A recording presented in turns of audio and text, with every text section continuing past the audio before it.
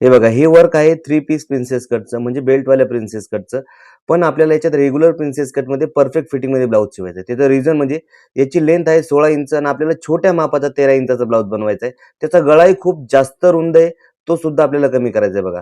याच्यासाठी आपल्याला काय करायचं आहे, गळा रुंदी कमी करण्यासाठी आपल्याला मधोमध एक टक्स मारायचा आहे. टक्स फक्त आपल्याला जास्तीत जास्त 1 इंचाचा मारायचा आहे, त्याच्यापेक्षा जास्त नको आहे.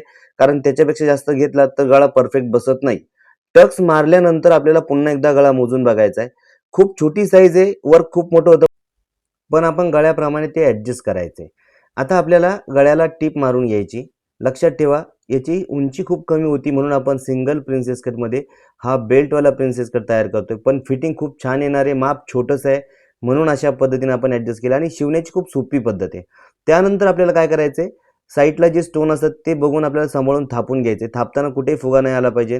व्यवस्थित थापून घ्यायचं वेल्वेट दाखवल्याप्रमाणे. साईडचं मार्जिन कट करायचं. मी साईड पार्ट सुद्धा थापून घेतले. खालच्या साईडला जिथे आपल्याला बेल्ट लावायचं ते जॉईंट न देता आहे तेवढंच वेल्वेट ठेवायचे आणि आपल्याला साईड पार्ट व्यवस्थित जोडून घ्यायचा आहे. साईड पार्ट जोडल्यानंतर आपल्याला कप्स लावायचे. कप्सचा जो पार्ट आहे तो अखंड ठेवायचा आहे. आता बघा, आपण बेल्ट लावून घेणार आहे.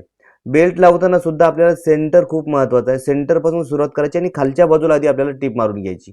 हा बेल्ट लावल्यानंतर सेम 3 पीस प्रिन्सेस कटचा याला लुक येणार आहे. फिटिंग खूप छान बसणार आहे. सेंटर पासूनच आपल्याला वरच्या साईडला सुद्धा टिप मारायची आणि नंतर आपल्याला कप्स लावायचे. कप्स लावल्यानंतर ब्लाऊज तयार झाल्यानंतर बघा किती छान पद्धतीनं लुक आलेला आहे ब्लाऊजला. तुम्हाला जर फिटिंग आवडली असेल तर एकदा लाईक नक्की करा आणि कमेंटमध्ये नक्की सांगा.